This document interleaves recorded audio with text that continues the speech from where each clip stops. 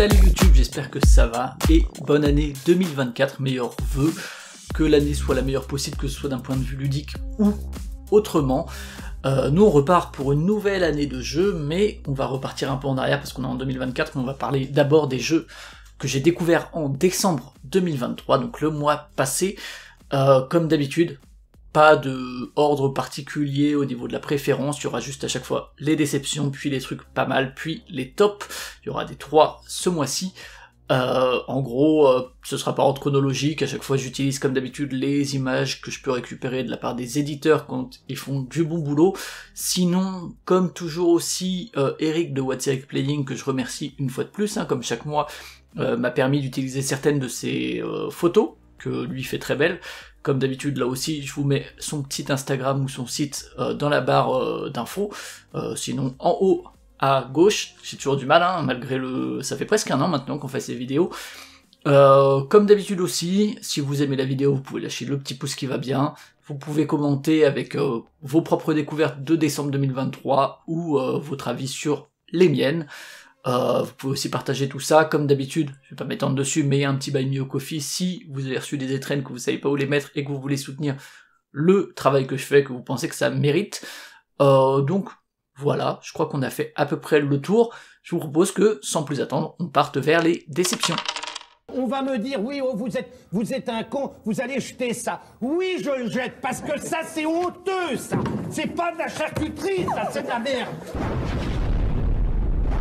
Ce mois-ci, il y a quelques jeux solo, dont 2 qui viennent de la gamme micro de Matago, vous savez, les fameux qui viennent souvent de Button Shy, même si cette année, Matago, ils ont aussi fait des propositions en interne de plus en plus, ou des rééditions comme Pantémort. Alors les jeux solo que j'avais précédemment évoqués, c'était plutôt, vous savez, je dis souvent que les jeux de cette gamme-là, c'est assez moyen, qu'il y en a des très ratés, des très bien, mais la plupart sont assez moyens, et je trouve que dans les plutôt réussis, il y avait notamment les jeux solo, les propositions de Scott Helms notamment, que ce soit Insurmontable ou l'île des Prédateurs, et ben la bingo, puisque les 2 jeux solo dont je vais parler, c'est des bons gros flops.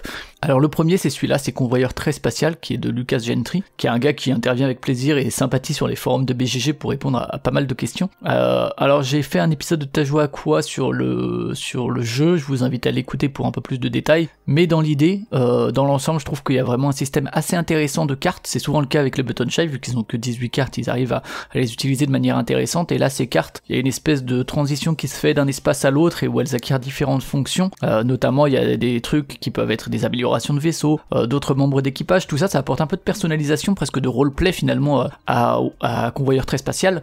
Les effets de rencontre, donc il y a rencontre orbitale et interplanétaire, je crois, c'est un peu plus anecdotique, c'est jamais game changer, et surtout le problème c'est que tout tourne finalement autour de la phase de marché, qui est une des phases du tour, et en gros c'est cette phase là qu'on va essayer d'optimiser pour acheter des ressources qu'on va revendre un peu plus tard plus cher, donc c'est vraiment juste ça, on va jouer au marchand pendant toute la partie, puisque le but ça va être d'acquérir 2 fois 20 méga crédits pour acheter ce qu'ils appellent des xénocristaux pour gagner, parce que sinon en fait c'est un alien qui là aussi manque un peu d'identité, il a pas vraiment de pouvoir, mais en tout cas on veut essayer d'éviter qu'ils nous les prennent, donc le but c'est de les acheter avant que lui les prenne. C'est vraiment dommage parce qu'il y a une vraie promesse, un vrai système, et je sais qu'il y a pas mal d'extensions, peut-être que ça permet en termes de contenu d'enrichir le jeu au niveau de la variété, d'avoir des cartes un peu plus avec un peu plus d'identité, et peut-être de le sortir un peu de cette routine lassante du marché, mais en attendant la version Matago, je vous la conseille pas, y a d'autres jeux solo qui sont bien meilleurs dans la gamme. Alors là, avec Factory Funner, on est typiquement dans ce que j'aime vraiment pas, du gros puzzle, pose de tuiles très brain, où faut optimiser les poses justement de ces tuiles pour bien gérer l'espace, pour gérer des connexions avec des tuyaux, pour que des fluides aillent d'un endroit à l'autre pour marquer des points, et il y a aussi une question de revenus, et très vite, dans le jeu, il y a le cerveau qui va exploser, en tout cas le mien, face à l'impossibilité de faire un truc qui soit un peu satisfaisant. Alors c'est un jeu de Corné Van Morsel qu'on connaît, qui a fait Habitat, auquel j'ai pas joué mais qui a été refait par Rosenberg en Nova Luna, et clairement il s'est un peu calmé du côté du très cérébral, très qui fait mal au crâne, mais quand même il y a une espèce de filiation abstraite assez forte dans tous ces jeux là. Alors attention, moi j'aime pas du tout, ça me fait mal à la tête et je déteste ça, le sentiment de jeu que ça procure, mais ça confère à Factory Funner une espèce de charme quand même, il y a vraiment une identité de jeu assez forte. C'est une proposition qui est quand même somme toute assez radicale, parce qu'il pousse vraiment le truc vraiment dans ses retranchements, il l'assume. Rien que pour ça, je trouve que ça vaut le coup de l'essayer, et ça lui donne une identité dont manque beaucoup de jeux. Alors surtout si vous êtes sensible un peu à ce genre-là, l'optimisation dans la pose de tuiles. Moi j'avoue que en termes de sentiment de jeu, j'ai que de la frustration très négative, voire de l'agacement. J'ai pas hésité à demander de l'aide en me disant mais écoute, là je peux le poser où pour que ça colle à peu près, parce que j'ai pas envie de me prendre la tête pour ça. J'arrivais pas à voir en fait moi quelle était la solution la moins pire, parce qu'il y a plein de calculs à faire. Mais autre point positif au-delà de son identité forte, c'est que contrairement à par exemple un Calico, ici il y a une vraie cohérence entre le fond, le sentiment de jeu et la forme, puisque, comme le dit le nom, on est dans Factory, une espèce de construction d'usine où on va transférer des fluides. C'est pas vraiment un truc qui paraît amusant à réaliser, il y a un truc très cérébral et tout là-dedans, très mécanique, et c'est cohérent avec le thème et le sentiment de jeu. Et il y a aussi une autre chose que j'aime vraiment comme très court moment dans Factory Funner, c'est le moment où on peut jouer en solo, mais où en multi, on va choisir la tuile. Parce qu'au moment de la placer, on est vraiment dans du pur jeu solo, ou coop, encore une fois, on pourrait le jouer en coop, mais on est vraiment face à son petit plateau et essayer d'optimiser le placement. Mais au moment du choix, en fait, tout le monde va révéler sa tuile en même temps, et on peut prendre celle qu'on veut autour de la table. Sachant qu'en plus, bon, on s'en fout un peu, mais il y a une petite mécanique de catch-up. Le premier à prendre va avoir des points négatifs, la dernière personne à prendre va avoir des points positifs. Bref, on s'en fout un petit peu, mais c'est un moment qui est assez fort en tension, parce qu'on est vraiment dans un moment où chacun peut le prendre au moment où il ou elle veut, et on est vraiment dans la tension, on regarde notre plateau, on regarde les tuiles de chaque personne, on regarde les tuiles disponibles, où on va pouvoir les mettre, et quand on a choisi, on se dit que peut-être en fait, merde, j'aurais peut-être pas dû prendre cette tuile là, c'était le pire choix de la Terre parce que je peux rien en faire, parce que justement, il y a ce côté un peu d'urgence qui nous force à des fois prendre des trucs qui sont pas optimisés pour éviter en fait de se retrouver avec la dernière tuile. Alors certes ça donne un point, mais parfois c'est vraiment un enfer à connecter et ça fait perdre énormément de points. Alors soyons clairs, moi je suis à peu près incapable d'analyser le meilleur move, souvent je me retrouve avec la dernière tuile, mais ça m'empêche pas d'apprécier ces quelques dizaines de secondes durant lesquelles il y a vraiment quelque chose d'assez fort qui se passe. Donc moi je déteste ça, ce genre de jeu, je déteste mon expérience, je déteste la partie que j'ai fait, je jouerai jamais à ça pour le plaisir, mais je trouve que ça reste cool à découvrir, notamment en multi pour ce petit moment de tension, même si bon vous pouvez essayer de vous casser la tête un peu sur le mode solo, il y a un mode solo qui est disponible gratuitement dans une ancienne version, je vous mets tout ça en description, et alors même si pour moi ce serait une forme de torture, je pense que c'est un jeu que j'apprécierais de le faire découvrir pour l'aspect curieux et la forme de radicalité dans sa proposition à des personnes que ça pourrait brancher.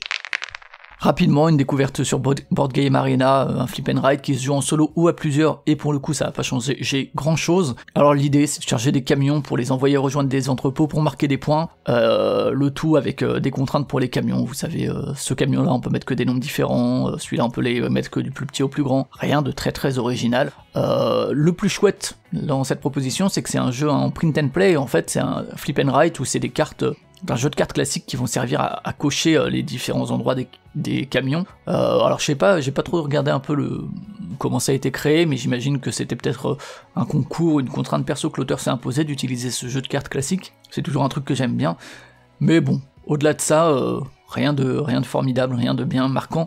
En plus c'est calculatoire parce qu'on peut tout le temps consulter la défausse, donc se dire ah là ça vaut le coup que je coche ça pour faire ci, pour faire ça, sachant que les cartes servent à la fois à remplir les camions et à se déplacer pour les emmener aux entrepôts, et que quand un camion est parti, on peut plus le remplir, mais bon... sentiment très classique, pas grand chose de nouveau, y a pas grand chose qui me procure une quelconque émotion dans Flip Fighters. Grosse déception ce Hens, y a un thème que je trouve incroyable, une couverture merveilleuse. Moi je m'attendais un petit peu, si vous voulez, à avoir l'Untitled Goose Game du jeu de société, je vous invite à vous renseigner sur ce jeu vidéo. Et en fait, c'est juste un truc quelconque de plus, où les poules ça pourrait être des carottes, ça pourrait être des outils, ça pourrait être des ressources, c'est là que pour illustrer en fait un jeu qui offre rien du tout, que ce soit en solo ou à plusieurs. On va juste faire bêtement une grille de 4x3, on va devoir poser les trucs de manière adjacente, en respectant certaines contraintes, et on va marquer des points de manière pas du tout originale, selon sa plus grande zone, selon quelques trucs de points, selon quelques objectifs qui là encore n'ont aucune identité. Alors à plusieurs il y a quand même ce petit truc, en termes d'interaction, de pouvoir aller chercher dans la défausse d'un adversaire. Là c'est pas très original non plus, mais au moins ça force un peu à regarder ce qu'on risque de laisser aux autres. Et il y a juste un truc aussi qui titille un peu le cerveau, c'est les contraintes de pause, j'ai dit. Au début ça va, c'est assez facile, mais petit à petit en fait on est obligé de respecter plusieurs contraintes de pause. toutes celles des cartes adjacentes à la carte qu'on veut poser, et ça force un petit peu à anticiper, parce que sinon il faudra poser une carte cachée qui va perdre un point, et on pose que 12 cartes, donc finalement une qu'on n'arrive pas à utiliser, c'est finalement beaucoup. Mais bon voilà, au-delà du thème rigolo, mais qui est pas utilisé du tout correctement, hence, alors on m'avait prévenu, on m'avait dit ouais bon aucun intérêt, et effectivement ça apporte rien de plus à plein d'autres jeux qui font mieux que lui. On continue dans les jeux nuls, vraiment nul quoi, enfin vraiment que j'ai trouvé sans intérêt aucun, sinon le perdre 30 minutes de ma vie, alors ça fait un bout de temps que j'avais pas joué à Imperial Settlers, enfin que j'ai pas joué d'ailleurs parce que j'ai pas rejoué récemment, mais je vous avoue que j'en garde un assez bon souvenir avec les factions, le petit deck perso, avec quand même un deck commun à tous et à toutes, il y avait des axes différents de développement pour chaque faction, et donc Imperial Miners, qui est proposé par le même éditeur et localisé par Yellow également, c'est la même licence, au point qu'il y a le nom Imperial Settler dessus aussi en tout petit, c'est assez moche en termes de visuel je trouve. Il y avait aussi un Roll and Ride qui avait fait ça il y a quelques années, je l'ai pas essayé mais qui était situé dans l'univers entre guillemets d'Imperial Settlers. Alors je sais que c'est Cyrus de Proxy Jeux qui avait émis des réserves à son retour d'Essen, notamment parce que c'est un jeu, alors déjà il aimait pas spécialement le moteur, mais surtout lui il trouvait qu'à plusieurs il y avait aucune interaction et c'est quelque chose que lui recherche dans les jeux, et c'est vrai, il y a vraiment zéro interaction mais absolument aucune, mais peut-être je me suis dit allez, on va essayer, peut-être que c'est un bon jeu solo au moins. Eh ben non, non plus, en fait c'est juste nul de A à Z, que ce soit en solo ou en multi. Alors oui, il y a rien qui n'ait un élément de compétition, il n'y a pas de course, il n'y a pas de blocage, il y a juste l'idée de comparer nos scores à la fin, ça effectivement zéro interaction, encore une fois c'est pas grave si le jeu était bon. J'avoue que moi aussi, je préfère les jeux où quand on est à plusieurs on a tendance à interagir, où on peut surveiller un peu notre action, si notre action qu'elle a un impact chez les autres, mais dans l'absolu, je vous avais parlé d'Ancient Knowledge ou d'autres jeux relativement solo en dehors, bon il y a encore Ancient Knowledge, il y a plein de points où on pourrait dire que c'est pas vraiment solo, même des jeux exclusivement solo mais joués à plusieurs, les multiplayer solitaires, si le système est bon, que ça m'offre des émotions, du challenge ou quoi, en fait, indépendamment de la donnée de l'interaction, j'arrive à y trouver mon plaisir, et donc à passer un bon moment. Mais c'est pas le cas d'Imperial Miners, vous le devinez, puisque je trouve que ça fait vraiment partie de ces sorties complètement inutiles. S'il n'existait pas, ça manquerait à personne, ça prend de la place sur les étals, ça prend de la place sur la communication, et en plus ça va chasser ou mettre en sourdine des choses qui méritent, elles, d'être beaucoup plus mises en avant qu'un jeu comme ça. Donc là l'idée c'est de creuser d'étage souterrain en étage souterrain, et on est obligé de poser d'abord des 1, puis des 2, puis des 3, puis des 4 si on veut, et en gros quand on pose un étage, si je pose l'étage 3, je remonte des profondeurs et je parcours chacun des étages, et je vais donc activer chacun des étages par lequel je passe, en tout cas une carte de chaque étage, une carte adjacente à la carte précédente qui était en dessous quoi. Et donc ça active leur bonus, etc. Pourquoi pas, thématiquement ça se tient, les mineurs qui reviennent un peu du boulot, et il va y avoir aussi des factions comme dans tous les jeux Imperial Settlers, et chaque faction va avoir un peu des petites particularités de scoring, d'activation, mais voilà, que ce soit le choix de la carte, que ce soit l'idée de niveau, que ce soit les effets activés, que ce soit la durée de partie, y a rien quoi. Y a rien du tout qui m'enjaille, qui me fait lever un sourcil d'intérêt. Y a aucune place pour développer quoi que ce soit, parce que la partie elle est faite vraiment dans une espèce de volonté éditoriale de caser le jeu pour viser un certain public, d'un point de vue de la durée de partie et réussir à vendre son jeu, ça a pas de sens vis-à-vis du jeu, on peut construire un peu un petit moteur, mais comme dans un Dice Forge ou quoi, on arrive au moment où ça commence peut-être à pouvoir activer des trucs, et c'est fini, et en plus, ça c'est ce que disait je crois Cyrus, que en gros, à chaque fois, si tu veux remettre une carte, t'es obligé de repasser par un autre circuit, et donc ton moteur il se désactive, sauf pour certains effets, voilà. Y a aussi, des petits trucs en plus, genre les wagons, pour jouer un peu sur l'adjacence, on s'en contrefou aussi, c'est vraiment un travail ultra scolaire. En fait, c'est le jeu, genre tu pourrais faire ça chez toi, pour voir un peu ce que tu peux faire en termes de game design ou pour t'entraîner, mais en arriver à l'édition et à la localisation de trucs aussi fades, il y a quand même quelque chose que j'ai du mal à comprendre au niveau de l'édition actuelle quoi. Voilà le deuxième jeu solo de chez Matago du mois, et alors si convoyeur très spatial, je vous ai dit que j'avais été déçu, mais il y a quand même quelques éléments à sauver, un système bien huilé, peut-être quelque chose aussi du côté des extensions, Pentaquark, il y a pas grand chose à en sauver, c'est, je crois, il me semble, des retours que j'ai eu, un des premiers de la gamme chez Button Shy en 2016, alors d'abord, malgré la durée de partie et la simplicité du tour de jeu, finalement, en fait, la règle elle est imbitable. Et je pense pas que c'est moi, parce que pour le coup, j'ai vu le fait que c'est quoi cette règle dans plein de retours privés et publics, donc je pense pas que ce soit juste moi. Alors je sais que le thème il est un peu question genre de trucs genre physique quantique tout, mais quand même quoi. Enfin c'est complètement absurde ce genre de règle. Alors pour le coup la règle originale est pas claire du tout, c'est pas une question de traduction, mais quand tu localises un jeu c'est aussi l'occasion peut-être de retravailler un peu tout ça pour que ce soit un peu plus lisible. Du coup moi après avoir parcouru le livret quelques fois sans réussir à me rendre compte du tout de comment se déroulait le jeu, je suis allé voir des vidéos pour voir un petit peu comment tout ça fonctionnait. Alors finalement, après quelques parties, j'ai trouvé ça vraiment nul. Les choix paraissent relativement évidents, c'est très très répétitif. Souvent, on n'a pas l'impression d'être vraiment acteur ou actrice de sa victoire ou de sa défaite. Donc il n'y a pas de satisfaction, il n'y a pas l'envie de revenir, il n'y a pas l'envie de progresser, il n'y a pas l'envie de comprendre des erreurs. J'en retiens juste le petit truc de retourner la pioche pour faire une nouvelle manche, ça ouvre quelques prévisions à moyen terme, mais bon, le but final est tellement inintéressant que ça sauve pas vraiment le jeu. Pour couronner le tout, en fait, au-delà du fait que le système est pas intéressant et ça mène un peu à rien, mais je trouve que chez Button Shy, dans l'ensemble, c'est une gamme qui a des identités visuelles plutôt réussies et plutôt fortes.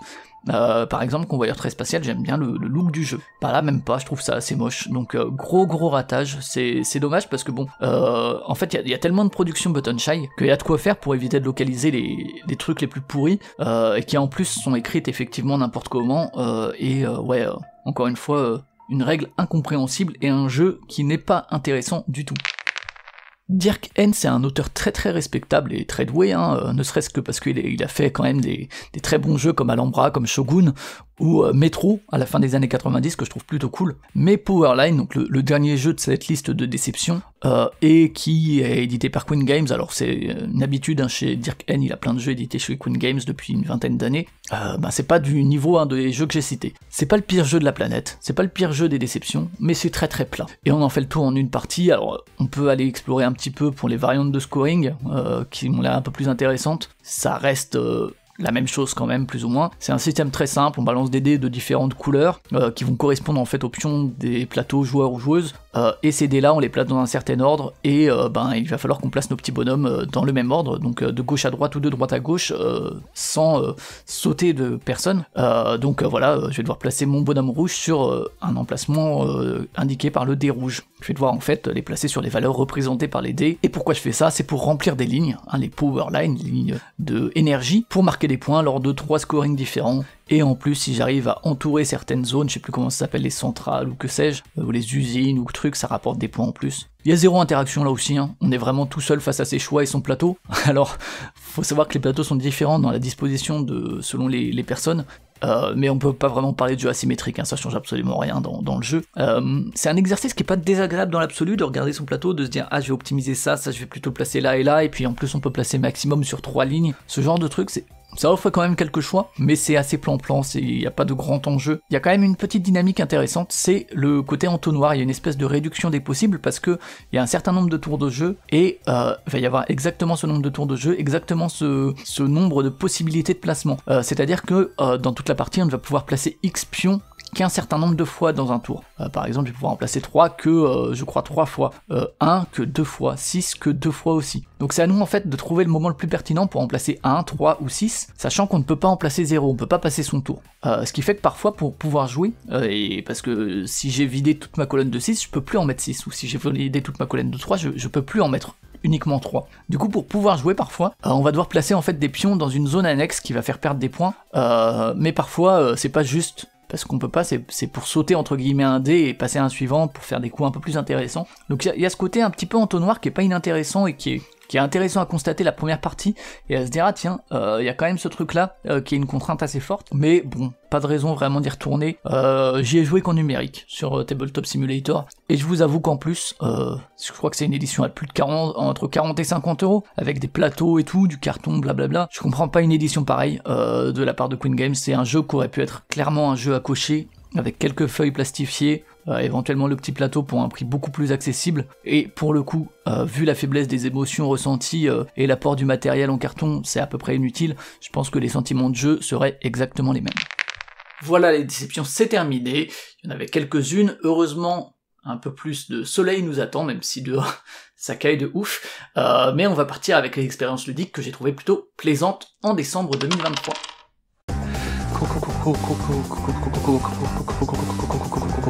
Je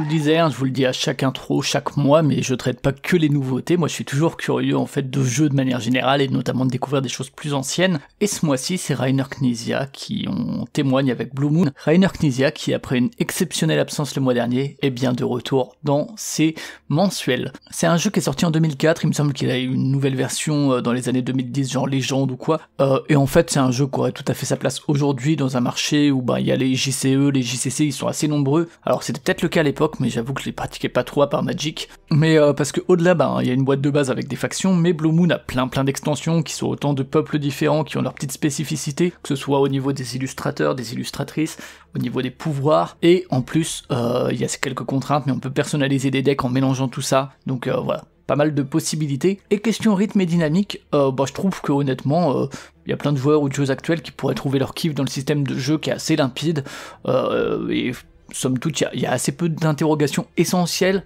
même si ici et là on se demande si tel est fait, comment ça se résout. Peut-être que le côté où on se pose pas trop de questions, ça vient du fait que les factions que j'ai essayées, ça reste assez simple. Alors c'est bien, mais du coup ça manque un peu de folie ici ou là, que ce soit en termes de structure de jeu ou des pouvoirs des cartes. C'est toujours un peu dommage, même s'il y a quelques cartes leadership qui sont un peu claquées, il y a aussi des supports ici et là qui changent la donne, ils changent un peu la dynamique. Je trouve que dans l'ensemble les parties ont suffisamment d'identité, même si c'est un peu redondant quand même, au cours même d'une seule partie. Mais bon, de toute façon si ça vous intéresse, alors je sais pas si le Blue Moon Legends, je crois que ça s'appelle, est disponible, mais sinon il faudra vous pencher sur le marché de l'occasion, c'est ce qu'a fait Cyrus, c'est lui qui m'a fait découvrir le jeu, merci à lui. Ou bien, vous le voyez en fond, mais sachez que j'ai trouvé un site où on peut trouver un vieil exécutable, je l'ai testé pour vous, ça fonctionne sur un OS actuel, c'est pas vérolé et tout. Alors clairement, vu que Knizia il fait très gaffe à tout ce qui est disponible en ligne, je pense que c'est complètement illégal, mais voilà, ça reste une façon d'y jouer et je vous mets tout ça dans la description. Chez Amigo, il y a souvent des petits jeux de cartes simples et malins, comme on peut les trouver parfois traduits chez Oya. Kabanga, c'est clairement de cette gamme-là, enfin de ce style-là. En gros, vous allez pouvoir le sortir avec tout le monde parce que c'est un bon jeu, mais notamment si vous avez des amateurs, des amatrices de skijo, du ski prend ce genre de truc, ça s'y prête totalement. Alors ça n'a pas la profondeur, je trouve, ni la subtilité d'un mind-up, mais en termes d'ambiance c'est super. L'idée c'est vraiment tout con, c'est on pose une carte d'une valeur et d'une couleur d'un des côtés de la carte qui représente cette couleur, qui sont donc des masques. Forcément ça va créer un écart avec la carte de l'autre côté de la carte masque, donc par exemple s'il y a un 7 d'un côté que je pose un 15, ça va créer un écart de 8, et le but c'est de vider sa main avant les autres, parce que dès que quelqu'un a vidé sa main, tout le monde prend des points, et on veut pas prendre des points, ces points ils sont symbolisés par des petits losanges sur les cartes, selon les cartes il va y avoir plus ou moins de petits losanges, ce qui va évidemment laisser une petite stratégie où on va se dire si je gagne pas, il faut que je me défausse de mes cartes qui ont beaucoup de losanges, c'est tout bête.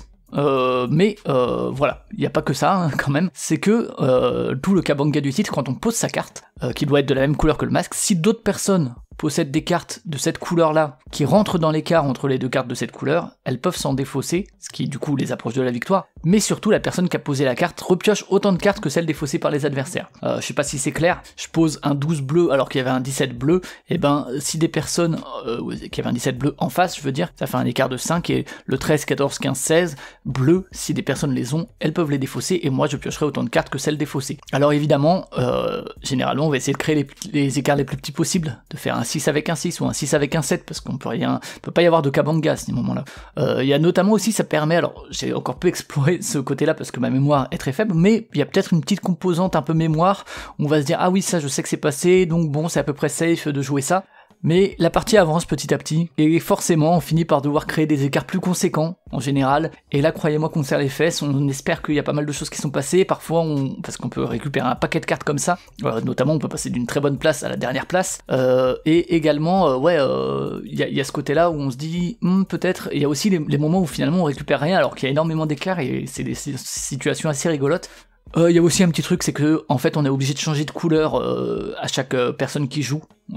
Si quelqu'un vient de jouer sur le violet, je peux pas jouer sur le violet, ou bien je peux, mais à ce moment-là je dois piocher, donc j'ai pas défaussé de cartes, mais parfois ça vaut quand même le coup pour éviter d'en piocher trop. Une petite astuce d'ailleurs qui manque peut-être dans le jeu, alors c'est une toute petite boîte et tout, pas de souci là-dessus, même si bon les visuels on dirait que c'est un truc des années 90, mais c'est pas gênant, mais nous on prend un petit jeton, une pièce ou un truc pour se rappeler de la dernière coulée jouée, parce que dans le feu de l'action, dans le flux de jeu, les parties que j'ai fait où j'utilisais pas ça, je me suis rendu compte qu'on avait facilement tendance à oublier ce qui venait d'être joué. Donc ça a l'air de rien, petit jeu, mais ça fonctionne super bien, il y a une tension qui s'accroît au cours de la manche, parfois notamment on va jouer plus vite, pour couper l'herbe sous le pied à une autre personne qui dirait Kabanga et qui risquerait de défausser ses dernières cartes, donc il y a ce côté rythme qui s'accélère aussi. Ça fait partie d'ailleurs Kabanga de ces quelques jeux, il y en a pas tant que ça, hein. On a créé un verbe en fait pour le Kabanga, on dit ici Kabangé, quelqu'un veut Kabangé ou des trucs comme ça, voilà, c'est pas si fréquent, donc c'est ces fameux noms, ces fameux jeux où on dit des mots à répétition comme skijo, ou parfois on dit on fait un skijo, etc., alors qu'en fait c'est pas dans la règle. Kabanga, alors je crois qu'ils disent de dire Kabanga, mais ouais, ça rentre en tête et ça fonctionne très bien. Donc une très chouette surprise honnêtement, sans doute pas un jeu qui va marquer de son empreinte le monde ludique, hein, mais perso je le présenterai à plein de monde, je pense dans l'année là 2024 qui va venir. Il a ce petit goût de jeu classique au look des années 90 qui pourrait avoir été créé à ce moment-là, et dans l'ensemble, alors il est à partir de 3, mais préféré y jouer à 4, mais surtout 5 ou 6, parce que le jeu gagne vraiment en vie, puisque à chaque tour, plus de monde peut cabanguer. Si vous jouez à 3 ou 4 aussi, normalement c'est à 18 points négatifs qu'on arrête, adapter peut-être le score, sans quoi ça peut être un peu longuet parce que les scores en fin de manche sont plus resserrés quand on est moins nombreux. C'est pas présenté dans la règle, mais vous pouvez jouer en 10 points ou en 12 points ou que sais-je. Alors pour le moment il est dispo qu'en allemand, mais il y a une règle anglaise, et puis comme dit, hein, peut-être qu'un éditeur comme Oya finira par le localiser, parce que clairement c'est un jeu qui aurait tout à fait sa place à côté de classiques du genre. Avec Blue Moon, on partait 20 ans en arrière, maintenant on va aller vers le futur, très proche, avec Captain Flip qui va être la première production du nouvel éditeur Playpunk. Ça devrait sortir d'ici quelques semaines je crois pour Cannes 2024, mais il est déjà arrivé sur Board Game Arena depuis fin novembre ou début décembre. Alors je dis nouvel éditeur, mais à sa tête de cette boîte, c'est pas du tout des inconnus, hein. C'est Thomas Provost, qui avant dirigeait Repoprod, et c'est Antoine Boza, auteur francophone que vous connaissez sans doute pour Seven Wonders, pour Tokaido, pour Takenoko, pour Oltré, que sais-je. Et malgré le nom, alors à chaque fois que je parle de cet éditeur, je le dis parce que je trouve ça trop ironique. Voilà, Antoine Boza et Thomas Provost, dans ce qu'ils ont produit pour le monde ludique, pas exactement les gens les plus punk, hein, ils sont quand même assez standards, assez consensuels. Et alors pour ce premier jeu édité, ils sont quand même allés chercher Paolo Mori, qui est un auteur que j'adore depuis des années. Et ici, il est accompagné par Remo Conzadori. Je vous en avais parlé début 2023 parce qu'il avait fait Rise. Et alors si je devais faire une espèce de filiation par Paolo Mori, je dirais qu'en termes d'immédiateté, d'accessibilité et de qualité, on se situe un peu dans la veine d'un Augustus, avec peut-être encore moins de choses annexes, donc un truc encore plus immédiat. À son tour, on prend une tuile, on la pose sur son tableau qui est des trucs autour des pirates, hein, soit un radeau, soit une île, soit un bateau pirate, que sais-je. Et donc il y a plusieurs colonnes et on commence toujours une colonne par le bas, mais on peut commencer par la colonne qu'on veut, mais on est obligé de les faire de bas en haut. Et quand 4 colonnes sur les 5 sont finies, la partie s'arrête et on compte les points, sachant qu'il y a des points qu'on gagne aussi pendant la partie, etc. Et donc compléter les colonnes, ça permet de marquer des points différemment selon le tableau du jeu, ou bien ça permet de gagner quelques bonus. Et puis il y a donc quelques méthodes de scoring à la fin de la partie. Il y a aussi, si on joue le cartographe, une carte récupérée qui nous fait un point par tour, si on la possède, et c'est aussi ça qui brise les égalités à la fin. Dans tous ces trucs là, dans le scoring et tout, notamment dans le scoring des colonnes, il n'y a rien de foufou, mais les personnages sont bien trouvés. Il y a quand même un peu d'interaction, on pourrait croire que c'est un jeu solo, mais beaucoup moins je trouve qu'un Faraway par exemple. Il y a notamment sur le tempo de la partie, avec le contrôle de quand est-ce qu'on va mettre fin à la partie. Il y a aussi ces canonnières incroyables, qui si on en a 3, vont nous faire perdre la partie. Et si on voit que quelqu'un a 3 canonnières, peut-être qu'on va accélérer la fin de partie pour essayer de gagner si on est à 2. Mais il y a ce petit singe qui permet de retourner des cartes, donc notamment par exemple de retourner la canonnière, pour en cacher une, puisqu'on aura déjà gagné ces 5 points, on aura gagné le bénéfice, mais elles nous feront plus perdre de points, elles nous offrent un peu plus de flexibilité. Il y a aussi le singe, il permet de retourner la carte adjacente, donc de réactiver son pouvoir. Enfin, il y a plein de petits trucs comme ça qui fonctionnent très bien. Les pouvoirs fonctionnent très bien en interaction les uns avec les autres. Et surtout, il y a le flip, du titre Captain Flip, parce que quand on prend sa tuile, on peut soit la poser sur la face qu'on a pris, soit la retourner. Mais si on la retourne, on sait pas ce qu'il y a derrière, parce que c'est pas toujours la même combinaison recto-verso. Et si on la retourne, alors on est obligé de garder le côté sur lequel on l'a retourné. Alors, ok, peut-être que le personnage que je viens de piocher me sert à rien. Mais si je le retourne, est-ce que je vais pas me risquer de me retrouver avec une 3ème canonnière? Ou avec un truc encore plus inutile que ce qu'était le recto? C'est ce petit feeling qui est couplé aux effets des cartes et qui apporte vraiment ce petit moment de choix qui représente quasiment rien, mais ça donne ce petit suspense, cette petite prise de risque, c'est vraiment juste ce qu'il faut en termes d'équilibre dans tout ça pour que moi ça me plaise. Alors je regrette quand même que les 4 tableaux sur lesquels on évolue manquent un peu de personnalité, manquent un peu d'interaction. J'aurais aimé aussi des personnages peut-être qui permettent plus d'interaction directe, quitte à mettre tout ça, tu vois, en facultatif, et on va se dire, bah si vous voulez sans interaction, enlevez ces tuiles-là. Mais voilà, pour que chacun puisse adapter selon sa tolérance à l'interaction directe. Il y a bien le tableau du Kraken qui met un peu d'interaction puisque les colonnes c'est des différentes courses en fait où la première personne arrivée en haut gagne un certain score et les suivantes un autre score, un peu comme dans 4 cafés je crois qui est sur BGA, c'est un peu plus interactif mais en fait du coup toutes les colonnes fonctionnent pareil, c'est un peu tristouille aussi, donc bon, si le jeu fonctionne, et honnêtement, je lui souhaite de fonctionner. Moi, je trouve ça très très bien. Et très grand public dans le bon sens du terme. C'est vraiment un jeu que je pourrais faire découvrir à plein de monde très facilement et que je trouve très bien. Peut-être qu'il y aura des personnages, des tableaux supplémentaires, mais ça reste une petite déception pour moi de ce côté. Clairement, hein, ce genre de choix, c'est tout sauf punk. Hein, le punk, c'est violent, messieurs les éditeurs. C'est violent. Pour contrer la violence donc, de l'État, etc.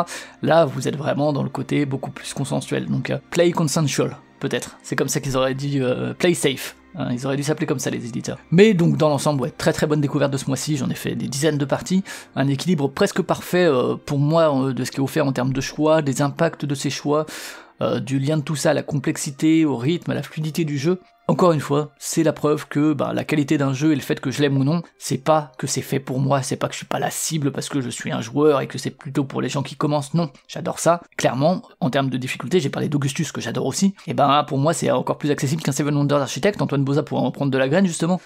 Pour moi, les boutiques pourraient typiquement le conseiller aux mêmes personnes qui entre guillemets débutent. On peut débuter par un trône de fer, par un diplomatie, moi c'est ce que j'ai fait et je suis encore en vie, mais dans le trajet classique de la personne qui commence à jouer, on va d'abord conseiller des jeux plus simples, voilà, plutôt qu'un Seven Wonders Architect, 1000 fois je conseille un Captain Flip, mais je le prendrai aussi pour moi, parce que c'est juste un bon jeu en fait, là où Seven Wonders Architect, j'ai déjà dit plein de fois, mais je le trouve complètement plat. En tout cas, pour une première sortie de 2024, très très chouette.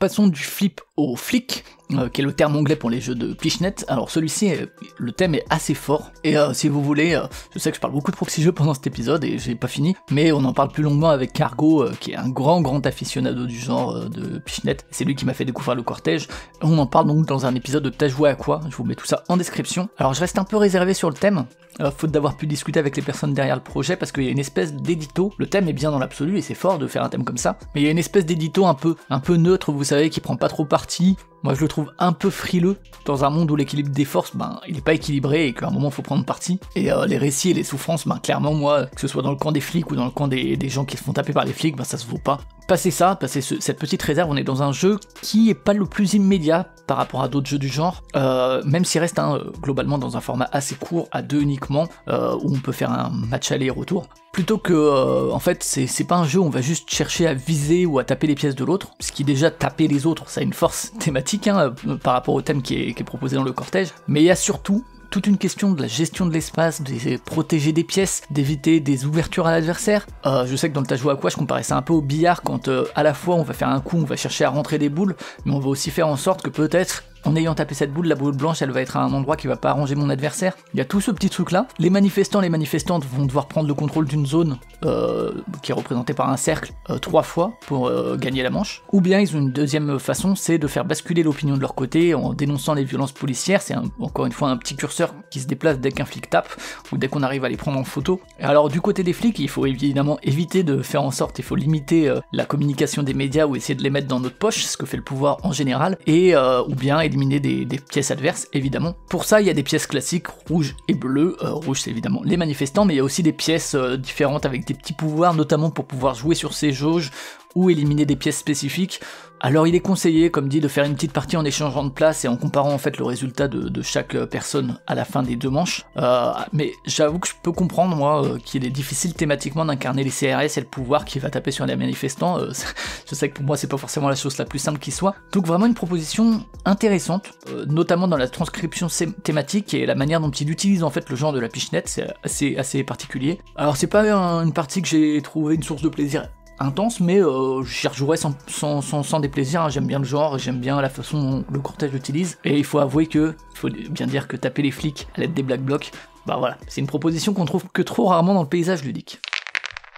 On reste dans un thème fort et un éditeur qui a des valeurs et des convictions, avec Dictopia, qui est un jeu qui est sorti chez Subverty en 2002. Je vous en avais parlé de Subverty avec Biomos, que j'avais trouvé un peu quelconque. Je vous en avais aussi parlé parce que c'est un des seuls éditeurs qui prend un peu position et qui accepte ça. Par exemple, je cite toujours l'exemple d'Antifa, où ils avaient clairement parlé de la bêtise qu'était d'enlever le jeu des étals de la Fnac. Et donc Dictopia, jeu de lettres, j'en parle pas si souvent, mais c'est un genre, faut savoir que j'apprécie plutôt, même si c'est un genre un peu comme les Memory ou quoi, qui a tendance à très facilement créer des différences fortes entre les personnes de niveaux différents. C'est un genre qui a tendance à accentuer les différences de compétences. Dans les plus récents entre guillemets, moi je sais que mot pour mot ça reste pour moi une grosse référence, mais c'est pas des jeux que j'ai si souvent l'occasion de sortir. Et alors lors de ma découverte de Dictopia, on a tout de suite enchaîné 2 parties, j'ai trouvé ça vraiment très bien. Je me suis dépêché de le prendre en fait en cadeau de Noël, pas pour moi mais pour l'offrir, parce que j'ai vraiment été conquis. Je vous avoue qu'il est pas bien loin des tops, y a pas grand chose qui l'en sépare. C'est un jeu qui fonctionne avec des cartes, alors on croirait à des dominos, mais c'est pas des dominos en termes de fonctionnement, mais en gros c'est des cartes qui ont 2 lettres, on a 8 cartes, donc on a 16 lettres, et en temps limité, je crois que c'est 1 minute 30, sachant que évidemment vous pouvez le changer si ça vous chante. On va essayer de faire le mot le plus pertinent. Alors le plus pertinent, c'est surtout le plus long, parce qu'il y a 1 point par lettre, donc si on arrive à faire 8 lettres, c'est 8 points. Je crois, sachant qu'il y a 4 ou 5 manches, je crois. Donc 8 points, donc c'est pas mal 8 points. Mais par-dessus ça, sur le dessus de la pioche, le dos des cartes lettres, en fait, il y a un certain nombre d'yeux.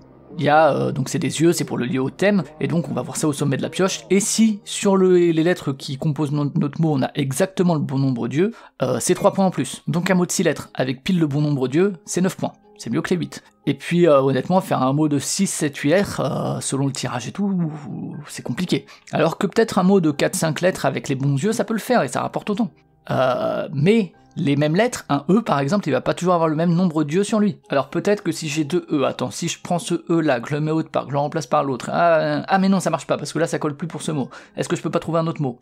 Donc il y a déjà ça. Et à partir du 2e tour, on va rajouter des objectifs annexes, sachant qu'il y a un tour, on va en mettre même 2. Alors c'est pas des contraintes, c'est pas des choses qu'il faut réaliser, c'est juste vraiment des objectifs annexes. Parce que si on les réalise, on peut le faire ou pas, mais si on le fait, ça va marquer quelques points en plus, 2 ou 3 la plupart. Par exemple, ça va être, vous gagnez X points si vous n'utilisez pas 2 fois la même lettre dans votre mot, ou si vous utilisez un mot, par exemple dans le champ lexical, je sais pas, de la flore. Bref, notre esprit, quand il fait son mot, il a plein de petits éléments à prendre en compte. Ce qui est très fort, c'est qu'évidemment la répartition des lettres peut être un peu injuste au niveau du tirage, parfois ça rend la plus facile à telle personne qu'à telle autre. Il m'est arrivé d'avoir vraiment un truc où j'ai eu le mot devant moi, je me suis dit bon bah voilà, en 15 secondes j'avais mon mot, il était déjà pas mal parce qu'il avait le bon nombre d'yeux, mais même quand c'est comme ça, en fait c'est pas un jeu où on va s'ennuyer pendant la fin de la minute 30, on va rester vachement actif ou actif, déjà on peut regarder ce que font les autres par curiosité, et surtout on va essayer de regarder si on peut pas gratter ne serait-ce que un petit point, en essayant d'organiser un peu les lettres différemment, en collant, en trouvant un autre mot qui colle au thème, en trouvant un mot qui vise le bon nombre d'yeux. Inversement,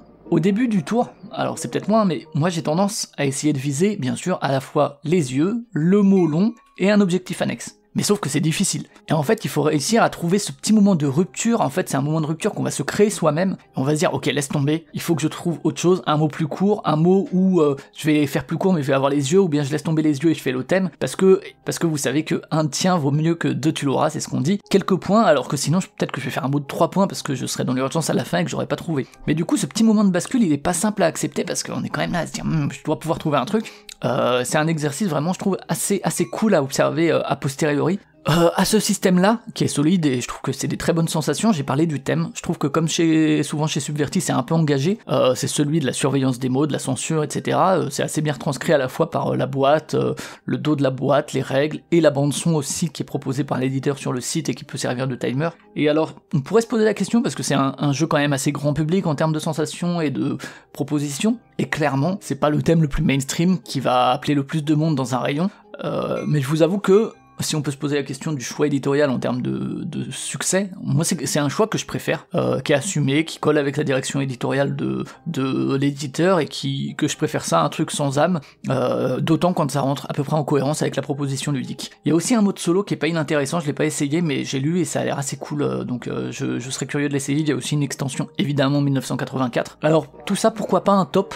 Je vous avoue que j'ai longtemps hésité parce que c'est très bien, mais il faudra peut-être laisser un peu le temps faire son œuvre, parce que moi, même si je passe à chaque fois un très bon moment, un peu l'impression d'avoir fait le tour des émotions que le jeu a à me proposer, c'est à chaque fois une bonne partie, mais je suis pas sûr qu'il s'installe dans la durée ou comme une référence personnelle dans les jeux du genre. Mais vous l'avez compris, c'est quand même une très chaude recommandation de ma part. C'est le premier et le seul jeu de défausse du mois, et c'est l'occasion de retrouver un habitué de ces vidéos, c'est Friedman Freeze. Alors il est peut-être pas habitué au point de Rainer Knizia, mais il est toujours bien placé lui aussi, et c'est rare que ces jeux soient entièrement inintéressants. FTW, c'est pour For the Win. C'est un petit jeu de défausse en plusieurs manches, où quand une personne s'est défaussée toute sa main sauf une carte, elle va marquer le nombre de points inscrits sur cette carte. Donc si j'ai le 33 à la fin, je marque 33 points. Pour les autres personnes autour de la table, et ben en fait le nombre de points, ça va être la différence entre la plus haute carte moins toutes les autres. Donc si j'ai un 35, un 7 et un 6, je fais 35 moins 13, ça me fera 22 points. Et pour ça, comment ça se déroule? C'est un jeu d'escalade très classique, mais un jeu d'escalade vraiment ultra simpliste, c'est-à-dire qu'il n'y a pas de combinaison de paires, de suite ou quoi que ce soit. On ne joue qu'avec une seule carte. Toujours, il faut mettre une carte plus forte que la précédente, sachant que toutes les cartes sont en exemplaire unique, ça va aller de 1 à X selon le nombre de personnes autour de la table. Et donc soit on pose une carte plus grande, ce qui est le truc de base, soit on passe, et quand on passe, on récupère une des cartes qui a été posée plutôt dans la défausse dans notre main, celle de notre choix, on dégage tout le reste, et en plus, une carte plus petite que celle qu'on devait jouer, on la met en carte qu'on nomme auxiliaire, donc c'est une carte plus petite que la dernière posée par la personne avant nous, et cette carte auxiliaire, elle va pouvoir en fait servir, si on choisit de monter, en utilisant une carte plus petite que celle de la personne précédente, mais combinée à une ou plusieurs cartes auxiliaires. Un exemple concret, la carte qu'on doit battre c'est le, je sais pas, le 18, en carte auxiliaire j'ai un 10, je peux poser tout à fait une carte 9 dessus, avec le 10, et le 10 je le défausse, et du coup ça fait redescendre la pile à 9. C'est une petite dynamique assez intéressante pour faire redescendre aussi la pile. Alors c'est tout con, mais pourtant, malgré la simplicité du truc, j'ai quand même mis un peu de temps à savoir ce que j'en pensais, parce qu'il y a tout qui paraît un peu évident, le choix il paraît assez limité, et pourtant il y a quand même quelque chose dans le jeu. Il y a un rythme, il y a un feeling qui est particulier dans les moments pour jouer sa carte auxiliaire, pour en récupérer, dans les moments où on va sentir qu'on n'est pas la personne qui va gagner la manche en fait, et du coup il va falloir limiter la casse, essayer de garder une grande carte, mais surtout des petites cartes pour faire un maximum de points. Il y a cet équilibre à trouver entre les hautes valeurs qui vont nous permettre de jouer, donc d'avancer dans le jeu, mais aussi on veut les garder pour scorer. Clairement on est comme Kabanga Pluto, un jeu très, vous savez, tape-carton, très bien sur un comptoir à jouer un peu en automatique, mais il y a quand même un petit truc qui tétille la curiosité quand on s'intéresse un peu au game design et au feeling, à ce qui permet le feeling en fait dans le game design, ce qui permet ce feeling dans le jeu. Rien d'incroyable quand même, hein, rien de très marquant, par exemple je trouve Fuji Flush du même auteur et dans le même genre nettement supérieur en termes de propositions, mais c'est quand même vraiment assez intéressant. Si vous êtes curieuse ou curieux, vous pouvez parfaitement y jouer avec un The Mind, un The Game, c'est ce qui prend. Les illustrations, ça apporte rien au sentiment de jeu, c'est de Harald Leske et c'est vraiment juste des numéros sur des cartes. Freeze, il a un peu râlé. Un peu avant la sortie du jeu ou à la sortie du jeu parce qu'il a vu arriver en fait sur BGG des notes alors que le jeu était pas encore disponible et il s'est rendu compte en fait qu'il y avait des gens, vu la simplicité de l'émulation, qui avaient créé une room playingcards.io, c'est un site que je mentionne ici souvent, et il râlait sur le fait que les personnes y mettent des mauvaises notes parce qu'ils ont très mal jugé son œuvre. Il disait moi à chaque fois que j'ai joué les gens ont pris du plaisir. J'ai trouvé ça franchement hypocrite parce que effectivement ce genre de jeu de défausse, de comptoir et tout, ça prend évidemment son essor autour d'une même table, mais sur le système, sur le rythme de jeu, sur cette dynamique, on peut tout à fait s'en faire une idée en numérique. Et le comble, c'est qu'au niveau des arguments, je m'attarde un peu là-dessus, mais parce que ça m'énerve, il disait, oui, vous savez, l'objet jeu c'est un tool, il n'est pas que le fait de jouer en numérique, c'est complètement différent, parce que... Alors, je comprends ça, hein, notamment, il y a une vidéo d'Amabel Hollande qui parle de plein de trucs qui sont pas mécaniques et qui procurent des émotions et changent le sentiment de jeu, je suis d'accord avec ça. Mais, il cite des illustrations. Dans le cas de For the Win, excusez-moi, de FTW, c'est un peu ironique, parce que les illustrations, voilà. Et aussi, cet avis rapide, lui, qui dit « Oui, vous comprenez pas en jouant en numérique les sensations du jeu », en fait, moi j'avais joué au jeu avant de l'acheter. Pourquoi ? Parce que j'avais The Mind, j'ai The Game, donc j'ai pu y jouer en physique. J'ai pu essayer et avoir les sensations de jeu, puisqu'encore une fois, les illustrations ne changent absolument rien au jeu. Donc bon, voilà, c'est un peu... Enfin... Voilà, peut-être que les gens qui avaient mis des notes, c'était plus des gens comme ça, plutôt que des gens qui avaient essayé en numérique, je sais pas. Je m'attarde un peu parce que, ouais, c'est un auteur quand même qu'on peut voir un peu comme un peu punk, comme un peu audacieux, et je pensais pas qu'il serait aussi relou sur ce genre de pratique et sur les notes BGG, donc ça m'a un peu déçu, voilà. Mais sinon, comme Fuji Flush, évitez la configuration minimale, hein, et notamment à 2, préférez jouer à partir de 4, et si vous avez trouvé ça nul, mettez une sale note sur BGG, ça apprendra à Monsieur Freezer à râler sur la manière dont les gens pratiquent ces jeux, et voilà. Mais moi, franchement, ouais, sans que ce soit un excellent jeu, c'est en tout cas une agréable surprise, et en fait ça s'est révélé agréable au fur et à mesure des parties que j'ai jouées. Celui-là, il a été joué lors d'un brunch au Philly-Bar, et alors je suis content d'avoir essayé dans ce contexte, je reviendrai un peu dessus pourquoi. Alors pour faire court, c'est plus ou moins un jeu de culture G, de questions auxquelles on va répondre, mais pour répondre, c'est un système assez malin. Parce que plutôt que de donner des bonnes réponses, il va falloir éliminer des mauvaises réponses. Parmi, je crois qu'il y en a sur 6. Ouais, non, là je suis trop mauvais en maths, mais il y a plusieurs combinaisons. 1, 2, 3, 4, 9 peut-être, truc comme ça. Et donc il y a une seule bonne réponse en fait, qui va être juste, on va combiner 2 espèces de cartes qu'on va insérer dans le jeu, et ça va laisser une seule bonne réponse possible. Et alors comme souvent, dans les jeux du genre moderne, on n'est pas dans le Trivial Pursuit, que ce soit Gambit 7 ou quoi, ou I Know, on est sur des choses où savoir exactement la réponse, c'est assez rare. Et de ce point de vue-là, les cartes qui ont été créées, c'est plutôt bien fait, parce que toute réponse, face à toute question, peut paraître crédible. Donc ça plutôt cool, c'est un bon système. Il y a aussi un peu de risque dans le système de points, notamment un peu de prise de risque, la possibilité de se dire bon bah j'arrête là parce que je suis pas sûr pour les réponses suivantes et je sécurise pour marquer des points, mais à ce moment-là bah en fait je laisse l'ouverture à l'équipe adverse de continuer et de marquer plus de points. Et surtout, il y a la manière de révéler les réponses qui... en fait, c'est des petits cylindres qu'on soulève et qui vont révéler soit un truc rouge, soit un truc vert. Et c'est une vraie petite mise en scène qui crée vraiment du suspense, parce que si on révèle la couleur redoutée, en fait, on a 0 point. Donc d'où l'histoire de prise de risque, et on risque de faire 0 point si on continue alors qu'on n'est pas sûr. Alors c'est un trio d'auteurs pour lequel j'ai émis des réserves plusieurs fois cette année. J'aime bien Botanique, mais Maui, j'avais trouvé ça vraiment nul. Champion, j'avais trouvé ça très bof. Là, c'est mieux. C'est beaucoup mieux, c'est un système très réussi, c'est un système qui promet plus d'émotion que la plupart de leurs jeux, notamment par la petite mise en scène dont je parlais. C'est un jeu dont le contenu des questions est plutôt bien fait. Le souci principal, c'est ce qui va m'amener à la réflexion d'être ravi d'avoir essayé ça en barrageux, et voilà, bon, le nom déjà est discutable, mais c'est surtout que le contenu est assez pauvre. Je parlais de ça aussi pour 0 à 100, je crois, du Scorpion masqué. Si on veut l'acquérir et pouvoir y retourner, ne pas en faire le tour, là il y a un nombre d'appareillages de cartes qui est beaucoup trop faible, et en plus, dans le Grand Kiwis, parce qu'il y a des jeux comme ça, mais où on se rappelle pas du tout des questions et tout, et du coup c'est rejouable à l'infini quasiment. Mais là, il y a une structure en fait par élimination successive qui nous amène vers la bonne réponse. Ça fait que, de mon côté, je trouve qu'on a plus tendance à se souvenir de la bonne réponse que dans d'autres jeux. Parce qu'elle est là depuis un certain temps, on y pense plusieurs fois, on revient sur la même question, à se dire ah mais est-ce que ça pourrait pas être ça, etc.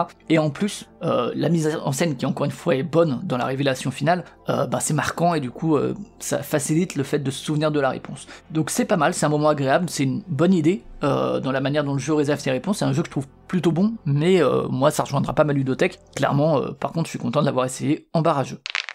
On part vers Yucata cette fois, un site que je cite à peu près tous les mois je crois, et qui est toujours une bonne opportunité à côté de sites plus connus comme Board Game Arena. Alors il a un look un peu vieillot, c'est Franz Wawinkel au pinceau, qui est quand même une sommité de l'illustration allemande, c'est lui je crois qui était aussi derrière une des factions de base de Blue Moon dont je parlais plus tôt. Et quand on voit des trucs comme ça, c'est toujours difficile de savoir dans quoi on se lance, si c'est un jeu qui a été oublié ou quoi, et celui-là s'est avéré une bonne surprise, et c'est toujours aussi difficile sans regarder BG de se dire de quelle année va être ce jeu, est-ce que c'est 2002, est-ce que c'est 2018, on sait pas, j'avais parlé de Ulm je crois qui m'avait fait un peu cet effet il y a quelques mois. Donc dans Kashgar on est donc sous-titré Marchand de la route de la soie, mais je dirais Kashgar, ne m'en voulez pas. C'est une course, il faut essayer d'atteindre 25 points, ça va déclencher la fin de partie, et pour ça, on va pas se mentir, c'est très très classique.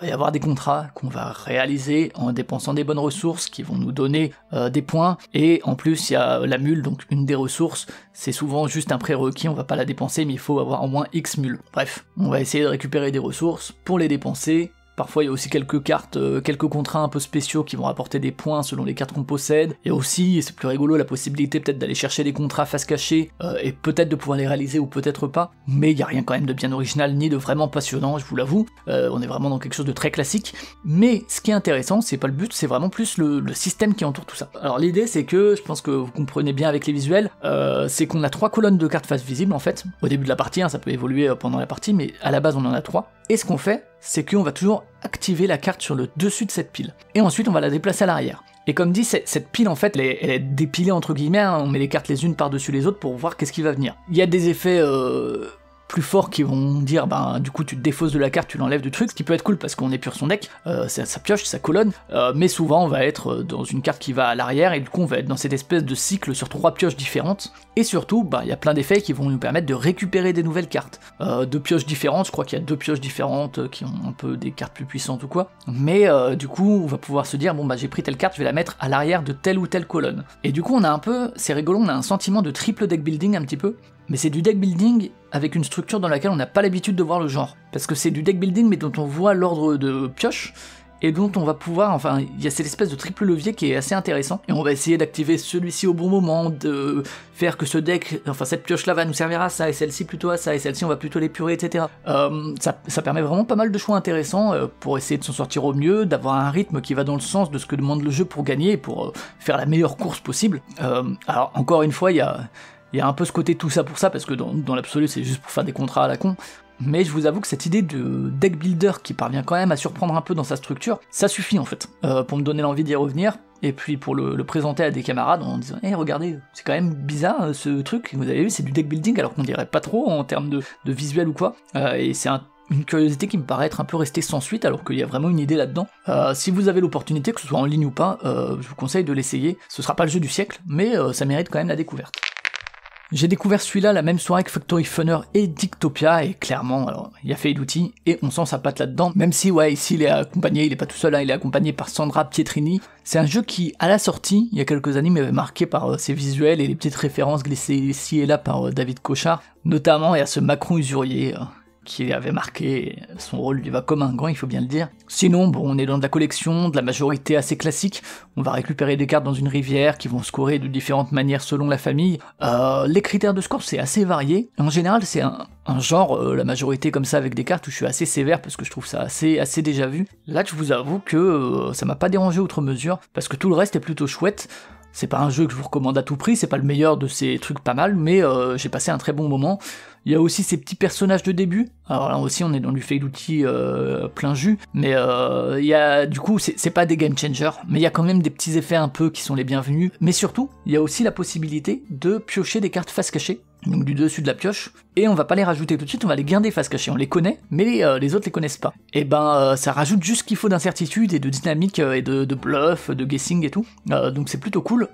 C'est un jeu qui est assez interactif, hein, comme aussi beaucoup de jeux de Feiduti, que ce soit par son genre, la majorité est un genre qui est de base assez interactif, mais même certaines cartes aussi qui fonctionnent bien de ce point de vue là. Donc c'est un bon jeu, pas renversant, pas méga original, mais il a le bon équilibre entre son rythme, son espace de choix, le plaisir que j'y ressens, ce qui se passe avec les autres personnes, donc c'est un jeu auquel je rejouerai avec joie.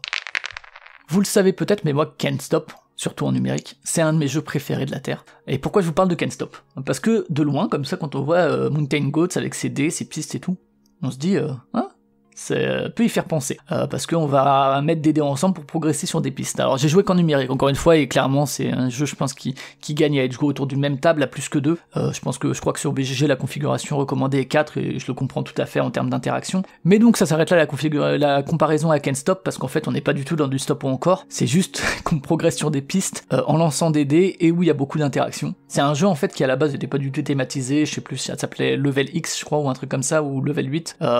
C'est un jeu allemand, mais all play, du coup, à l'époque, je crois que c'était Board Game Stable que ça s'appelait.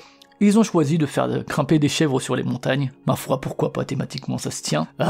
Les pistes, c'est peut-être ça aussi qui m'a fait penser à Can't Stop, un côté escalade. Les pistes, donc, elles vont de 5 à 10, mais contrairement à Can't Stop, on va pas devoir faire des paires de dés, on peut les organiser librement. On peut faire 4 dés différents qui vont faire progresser 4 fois, ou bien assembler les 4 dés ensemble, ou 3 et 1, ou 2 et 2, bref, c'est assez flexible de ce point de vue-là, ce qui change complètement vis-à-vis de Can't Stop, au niveau de la contrainte, et ce qui change aussi totalement le fait que dans Can't Stop, le 7 est plus facile à faire, là c'est plus forcément le cas, là c'est la simple qui est la plus simple, puisque si on a un 5 on peut y aller, mais on peut aussi faire un 1 et un 4, etc., ou bien un 2 et un 1, donc c'est facile de faire 5, mais du coup, pour le coup il faut y monter plus de fois, et il rapportera que 5 points. Là où le 10, c'est 10 points si on arrive tout en haut, mais il faudra utiliser plusieurs dés pour y aller, au moins 2 5, ou un 6 et un 4. Et pour gagner ces points, du coup, il faut arriver en haut, et tant qu'on y est, en fait, si ma chèvre elle est en haut du 5, si je réutilise des 5, je regagne 5 points dès que je les utilise. Mais si une autre personne nous rejoint en haut de la piste, elle nous renvoie en bas.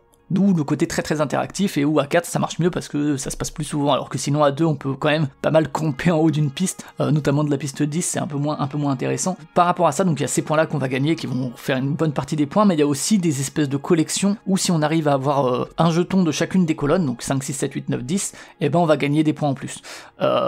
Sachant que la première personne qui arrive à le faire gagne 15 points, puis 12, etc. Vous savez, c'est dégressif. Et en plus, En plus de ça, ça a un impact sur le tempo et la fin de la partie, puisque si on a fait ça 4 fois, c'est fini, ou bien si X colonnes n'ont plus de jetons points, c'est fini aussi. Donc bon, pas un jeu qui révolutionne grand chose en termes de sensations, mais ça l'exécute très bien. Moi, c'est des sensations, des sentiments que j'aime bien autour de la table. Malgré tout, je pense que dans la section des pas mal, ça reste un des plus faibles. Je vous avoue que j'ai mis pas mal d'hésitation vu son classicisme à le mettre entre cette partie et la précédente, mais ça me parle bien, donc j'ai choisi de le mettre ici.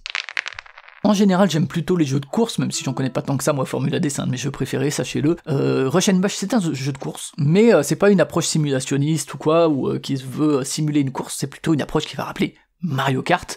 Et ça me paraît pas si fréquent que ça non plus. Alors il y a les circuits nuits de Formula D, mais c'est pas tellement Mario Kart en vrai, c'est plus pour faire gangsta, je ne sais quoi. Là il y a vraiment le côté Mario Kart. Alors le but, comme dans tous les jeux de course, c'est de franchir la ligne d'arrivée avant les autres, mais il reprend tout le système d'objets du jeu vidéo, avec cette idée de profiter à ce qui est à la dernière personne qui est sur la piste, notamment au niveau du système de prise de cartes qui permet d'avancer, qui permet un peu de catch-up, puisque si on est dernier, on prend des cartes qui sont un peu mieux. Alors ce qu'il n'y a pas de Mario Kart, c'est le skill, parce que dans Mario Kart, il y a quand même du skill, hein. Si vous jouez contre quelqu'un qui joue très bien, vous perdrez, peu importe les objets. Le côté aussi maîtrise du circuit, du timing, etc.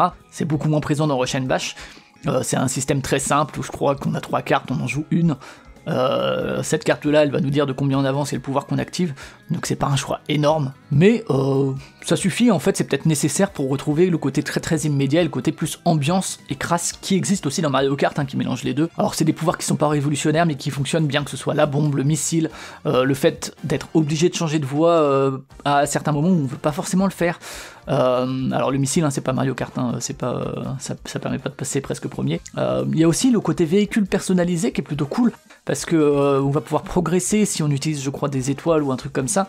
Et ils ont chaque véhicule a ses petits pouvoirs assez cool à utiliser, et si on perd toute son énergie, donc si notre voiture sort du circuit ou quoi, le replacement sur la piste, il est pas trop punitif, il nous ramène juste au dernier checkpoint, un petit peu comme un Mario Kart en fait quand on est remis sur la piste, et parfois ça peut même être un vrai choix de choisir que là je vais perdre mon point pour être mis là, parce que sinon je risque de le faire plus tard et de perdre plus de cases que maintenant. Donc pas un moment exceptionnel, mais je trouve que vraiment l'exercice de style d'adapter Mario Kart sans sa licence, je trouve que Rush and Bash le fait très bien. Ça arrive à capturer une certaine idée, et c'est déjà assez rare dans les adaptations comme ça pour être assez remarquable. Pour finir cette partie, on va repartir à Essen, où j'étais pas, mais heureusement j'avais des potes qui étaient, avec un jeu qui est uniquement à 2, et c'est Cyrus, encore une fois, que je salue, et que je remercie de la découverte, qu'il l'avait essayé, qu'il a aimé, qu'il l'a ramené. Du coup, quand j'étais chez lui, on a enchaîné 2 parties. Alors la première, c'était la partie de découverte, il conseille de faire sur je sais plus quelle époque. Et ensuite, on a fait une partie complète qui est sur 3 époques, en fait. On enchaîne les 3 époques. Et je vous avoue que ça m'a paru beaucoup plus intéressant de jouer la partie complète, notamment en termes de punition, entre guillemets, parce que il est possible, dans une partie simple, ou donc dans une manche si on fait la partie complète, qu'il y a un gros écart de score du fait soit d'une mauvaise main ou d'un mauvais enchaînement. Là finalement le gros écart de score, en fait la partie complète ça fonctionne selon un système de tir à la corde où ça donne un peu plus de suspense, parce que à chaque manche on va gagner X points et donc on va tirer la corde vers nous, mais ça va pas être on va pas prendre en compte finalement le score final de la manche. Le score final de la manche va définir combien de points on gagne, pour faire court. Et en plus de ça, de ce système que moi je préfère en termes de scoring, de suspense et tout, et d'équilibrage, et de ressenti même, de pas se sentir trop largué ou quoi, chaque période possède des spécificités mécaniques. Il y a les années 80, il y a le Moyen-Âge je crois, et il y a l'Antiquité égyptienne, quelque chose comme ça, qui ont toutes leurs cartes et tout. Donc au-delà de cette structure-là, en fait, chaque manche, c'est assez intéressant, que ce soit dans la création de la main de départ, parce qu'on fait une espèce de draft à 2, et à chaque draft, en fait, à chaque carte qu'on prend, on va aussi en laisser une à notre adversaire et en mettre une dans une pile indépendante. Et donc, il y a ce choix à ce moment-là, dans la main qu'on va faire et tout, dans la pile indépendante qu'on va faire. Puis après, à chacun des tours, il y a aussi des choix, puisque chaque tour, ça va être un affrontement entre 2 cartes, sachant que la personne qui va gagner l'affrontement va gagner, en gros, pour faire court, les points de sa carte, et l'adversaire va activer le pouvoir de sa carte.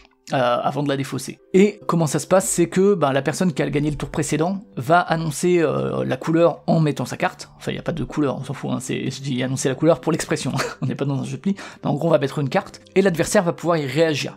Et donc choisir si oui ou non il veut gagner, ou s'il veut plutôt appliquer l'effet, à quel point est-ce que si c'est l'adversaire qui applique l'effet, ça va être chiant. Les pouvoirs d'ailleurs, je trouve qu'ils sont assez variés, assez clairs en termes de iconographie. Là aussi, Comme dit, il y a quelques spécificités selon les époques dans lesquelles on joue. Souvent les pouvoirs sont cool, assez puissants dans certaines circonstances, mais il y a des circonstances où ils sont assez inutiles. Et ça joue sur pas mal de paramètres, puisque ça va être piocher dans la pile dans la pile neutre, ça va être aller chercher des trucs défaussés, ça va être plein de petits trucs sur des cartes qu'a déjà récupéré l'adversaire. En fait, à chaque tour, il y a quand même pas mal de choses à envisager, même si on n'est jamais tombé dans la Disease Paralysis, donc ça c'est plutôt cool aussi. Donc vraiment une très bonne découverte. Si j'en crois le nombre de notes sur BGG, alors soit il y a eu pas beaucoup de visibilité, soit il est pas encore sorti à grande échelle. Franchement, c'est un jeu qui le mérite. Les visuels aussi, j'adore les visuels des années 80, on n'est pas loin du très cringe, mais moi ça me parle. Et pareil, c'est un jeu qui, je sais pas si ça sera le cas, mais il mériterait avoir des extensions d'autres époques et tout, qui aurait aussi des spécificités mécaniques et des nouvelles dynamiques. C'est pas simple de se le procurer, je crois qu'il est dispo chez l'éditeur en Allemagne, donc ça va, mais si vous avez l'occasion, donnez-lui sa chance. Il y a les règles en anglais, mais les pouvoirs sont assez simples et tout, on n'a pas eu de soucis en tout cas nous, c'est assez compréhensible, et si j'en crois sa ludographie BGG, c'est aussi le premier jeu de l'auteur, et franchement chapeau, parce que il y en a pas mal qui rêveraient d'une proposition aussi solide dans leur carrière, alors même qu'ils ont déjà fait pas mal de jeux. Voilà, c'est fini avec cette partie des trucs qui étaient plutôt pas mal, les choses plaisantes, qui est comme souvent la plus longue partie un peu de la vidéo, puisque c'est des trucs dans les genres que j'ai appréciés, ou des genres qui me parlent, jusqu'à des trucs qui sont pas loin des tops, et puisqu'on parle des tops, c'est l'heure d'y aller, il y en aura 3, de manière pas très originale, il y aura un jeu de pli parmi ceux-ci, donc 3 tops, je vous propose qu'on y aille, et c'est parti.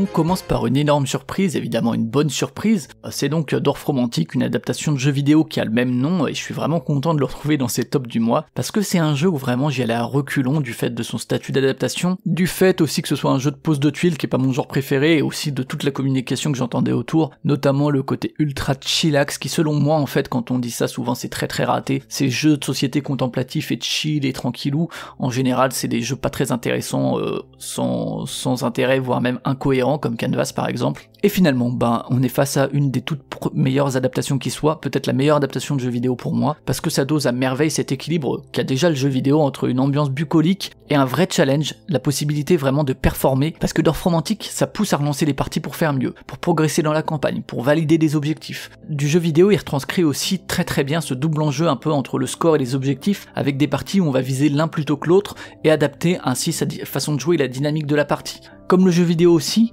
c'est ultra évident, avec notamment des très très faibles contraintes de pause qui évitent de devoir réfléchir un peu aux endroits autorisés pour en fait se concentrer sur les endroits pertinents, et ça le rend aussi très accessible à un très jeune âge, puisqu'il y a que les histoires des rails et de l'eau qui a une contrainte. Moi je regrette un petit peu l'aspect vraiment total de la campagne, où on peut tout faire, parce que quand j'ai vu la fiche de campagne avec des espèces d'embranchements, je pensais que ça allait faire un peu comme un roguelite, un Slay the Spire ou un truc comme ça, où en gros ça va être des embranchements, où on allait devoir abandonner certaines branches. C'est pas le cas, même si bon, il suffit de s'imposer soi-même cette limite. Alors j'ai pas fini la campagne, peut-être que c'est pas possible pour la finir, mais bon, ça donnerait un peu plus d'identité en fait, une autre saveur à la partie, et également ça pousserait aussi à refaire d'autres campagnes en explorant d'autres embranchements. Aussi du point de vue des côtés négatifs, il y a les tuiles qui sont un petit peu mobiles, c'est un peu fiddly comme disent les Américains, ça peut m'irriter moi, notamment dans un jeu qu'on dit chill, quand ça bouge dans tous les sens ça me stresse. Il y a aussi les objectifs que j'ai pour l'instant qui manquent un poil de variété, qui peuvent être un peu répétitifs, et aussi en termes de mise en scène, on perd évidemment par rapport aux jeux vidéo le sound design ultra cool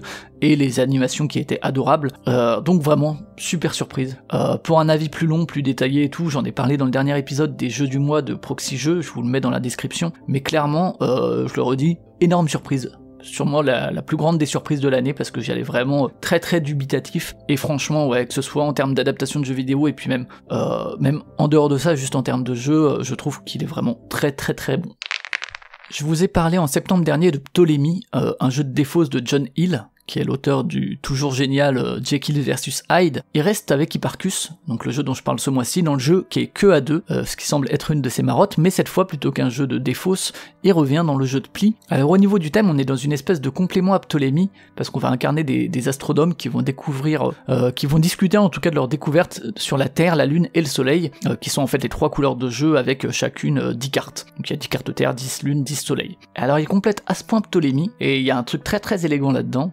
c'est qu'en fait il complète sa boîte quand on les colle l'une à l'autre. Alors c'est super, mais il y a un aspect extrêmement frustrant pour moi, alors je vous partage pour ne pas garder ça pour moi, c'est qu'en fait les deux boîtes, en tout cas dans les versions que j'ai, ne font pas la même épaisseur. Alors si on les pose debout, ça va, mais moi j'aurais toujours ce petit truc dans ma tête, ce petit écart entre les deux boîtes, qui va être là sans pouvoir le comprendre, d'autant que la boîte d'Hipparchus aurait complètement pu faire la taille de la boîte de Ptolémée ou inversement. Du côté des visuels, c'est encore Bijou qui est aux commandes, et c'est superbe. J'adore le travail de cet illustrateur ou illustratrice. Et alors je pointais un peu du doigt en septembre le matériel de Ptolémée, en tout cas de la version que j'ai, parce que je crois qu'il était ressorti dans une autre version, notamment le tapis et les cartes, parce que c'était vraiment des cartes extrêmement fines. Là c'est des cartes plutôt classiques, mais je reprends sur la taille de boîte, incompréhensible, c'est 2 fois trop grand, minimum, ça pourrait être beaucoup plus petit, c'est toujours, même si c'est une petite boîte, c'est pas correct. Mais passons ces petites errances éditoriales, parlons du système. Alors déjà, comme Scout ou comme Caro Combo, quand on prend les cartes qu'on a en main, on n'a pas le droit de les bouger. C'est pas nouveau, on pourrait se dire, ouais, c'est bon, on connaît. La différence, c'est qu'Hipparchus, c'est pas un jeu d'escalade. Parce que dans Caro Combo Scout, on fait des combinaisons, etc. Mais non, mais c'est bien un jeu de pli. Et j'ai le sentiment, alors contredisez-moi dans les commentaires ou faites des précisions, mais dans le jeu de pli, ça me paraît relativement inédit ce truc qu'on bouge pas les cartes en main. Et pour le coup, ça pourrait être passé pour un gimmick, mais c'est pas juste là pour l'effet de style, c'est vraiment pour se marier à tout le reste du jeu. Parce que au-delà de ce premier twist, le deuxième, c'est que les cartes n'ont aucune valeur. On est dans du suivi obligatoire, il faut suivre à la couleur si possible, sinon on joue ce qu'on veut, mais on n'a pas le droit de jouer la même valeur. Mais je viens de vous dire qu'il n'y avait pas de valeur. Certes, en fait la valeur de ce qu'on joue, c'est dépendant du nombre de cartes qu'on pose de la couleur indiquée. De 1 à 3, donc si je pose 2 cartes soleil, c'est comme si j'avais posé 2 soleils. Ces cartes-là, pour les jouer, il faut qu'elles soient adjacentes dans ma main pour pouvoir les jouer. Donc si j'ai un soleil au bout de ma main et un soleil à l'autre bout de ma main, je peux pas les jouer ensemble pour dire que c'est 2 soleils. Je peux que les jouer un soleil chacun. Et on peut pas les séparer, c'est-à-dire que si au milieu de ma main j'ai 3 soleils, je peux pas dire bah je joue 2 soleils et il m'en restera un, non, je suis obligé de jouer les 3. La seule situation c'est s'il y en a 4, puisqu'on peut jouer que de 1 à 3 cartes, de 1 à 3 cartes. Je sais pas si c'est clair, je pense qu'avec les visuels ça va mieux. Mais toutes ces petites conditions là qui se mélangent, ça crée des situations très cool, parce que en plus, si on veut suivre à la couleur, donc admettons que quelqu'un a joué 2 soleils, pour suivre il faut jouer une autre valeur, donc j'ai pas le droit de jouer 2 soleils, je suis obligé de jouer 1 ou 3 soleils. Et si je peux pas suivre, donc si je peux pas jouer 1 ou 3 soleils, je peux jouer 1 à 3 cartes, adjacentes toujours, hein, d'une autre couleur. Donc je peux jouer une lune, 2 lunes, 3 lunes, une terre, 2 terres, 3 terres. Du coup c'est rigolo parce que j'ai beau avoir des cartes soleil en main, si c'est pas la bonne valeur, ça fait des espèces de coupes, alors même qu'on a encore des cartes de la couleur en main. Donc c'est une dynamique assez particulière. La résolution du pli, là aussi c'est un peu particulier à présenter la première fois, c'est pas hyper évident. Alors si les deux jouent la même couleur, facile, la personne qui a joué le plus de cartes remporte le pli, et quand on gagne un pli, on va pas le mettre face cachée, on va faire une espèce de collection, on va mettre les cartes visibles devant soi. Mais si en face la personne a joué une autre couleur, c'est là que ça se complique, parce que là, alors je vais essayer d'être clair, c'est la personne qui possède le moins de cartes de la couleur qu'elle a joué dans ses plis remportés qui récupère le pli. Ok. Donc, si je suis avec de la lune, parce que j'ai pas pu suivre avec le soleil, et que la personne a mis 3 soleils, moi 2 lunes, si j'ai moins de lunes que mon adversaire n'a de soleil, c'est moi qui gagne le pli et qui récupère les lunes et les soleils. J'espère que c'est clair. Une fois qu'on a compris, ça va. Mais voilà, les premières fois, c'est un peu bizarre à expliquer. Et enfin, tout ça, ça a du sens par le scoring de fin de manche, parce que en gros, pour chaque couleur, pour chacune des 3 couleurs donc, on va regarder qui a la majorité, sachant que les égalités s'annulent. Et le score d'une couleur, ça va être le nombre de cartes possédées par l'adversaire. Si j'ai 5 soleil et que mon adversaire en a pris 2, j'ai 2 points. Si mon adversaire a 4 lunes et que moi j'en ai 3, il gagne 3 points. Ok. Donc vous le comprenez, même si on veut être majoritaire, on veut quand même que l'autre y prenne des cartes, parce qu'on veut des points.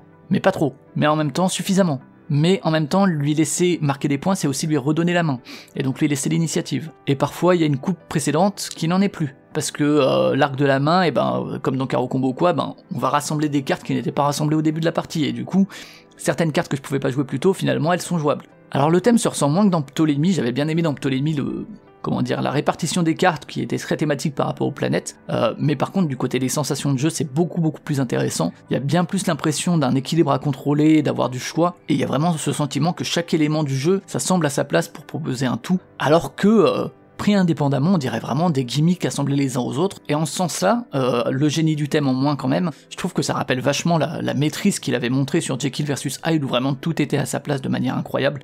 Et à ça, vous retirez évidemment quelques cartes retirées en début de partie pour éviter la connaissance complète, qui est un petit problème dans les jeux à deux. Moi j'aime pas quand on peut tout savoir, d'autant que là, les cartes on les révèle progressivement et elles restent visibles dans les collections, donc on pourrait tout calculer, même si, évidemment, Il y a le hasard de la répartition dans la main qui joue et qui est important. Mais malgré tout, la répartition des cartes, en fait, le fait qu'il y ait 3 couleurs chacune de 10, ça rend le truc facile à compter. Le fait que ce soit progressivement révélé, ça permet aussi du contrôle et en tout cas des hypothèses.